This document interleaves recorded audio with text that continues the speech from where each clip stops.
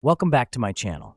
Today we are diving into the history of how the Mafia infiltrated US politics. When we talk about the Mafia, we picture secret meetings, whispered threats, and bodies in the trunk.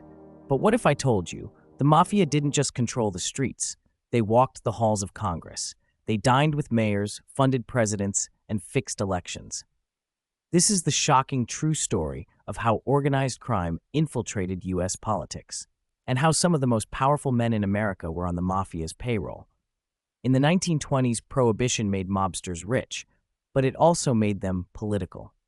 With bootlegging empires bringing in millions, Mafia bosses needed protection, and they got it by buying off judges, police chiefs, and city politicians. In cities like Chicago, New York, and Kansas City, the mob didn't just bribe officials, they helped elect them. Meet Frank Costello, the so-called Prime Minister of the underworld. He wasn't a trigger man. He was a political mastermind. Costello made millions in gambling and booze, then turned around and donated to judges and city officials.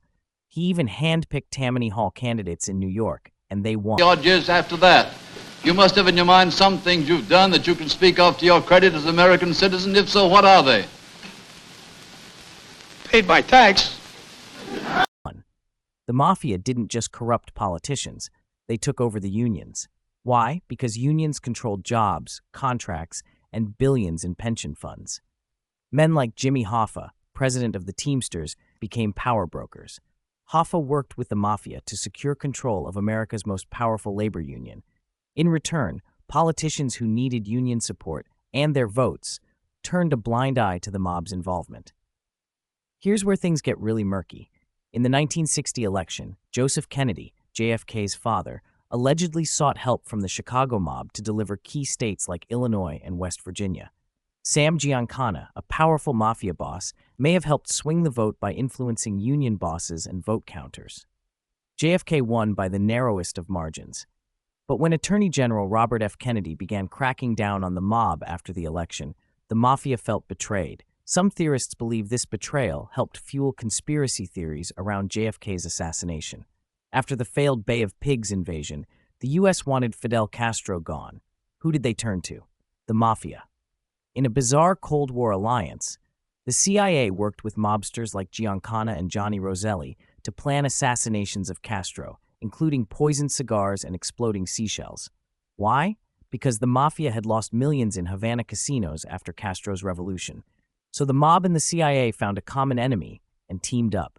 With union pension money and corrupt political cover, the Mafia helped build Las Vegas. Casinos like the Stardust, Tropicana, and Riviera were secretly mob-controlled. Politicians, both local and federal, looked the other way, especially when they received donations. The 1970s Church Committee finally uncovered just how deep the Mafia's roots were, even inside the FBI and Congress.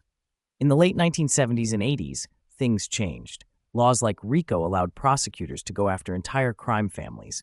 Mob bosses were exposed, jailed, and their political ties severed. But the damage had been done. For nearly half a century, the Mafia didn't just influence American politics. They helped shape it. The Mafia may no longer control unions or cities like they used to, but their legacy in U.S. politics is a warning. When power, money, and silence meet, democracy can be sold to the highest bidder. If you found this story wild, dark, and important, give it a like, share it, and subscribe for more untold history. Because sometimes the real crime is how little we know about our own past.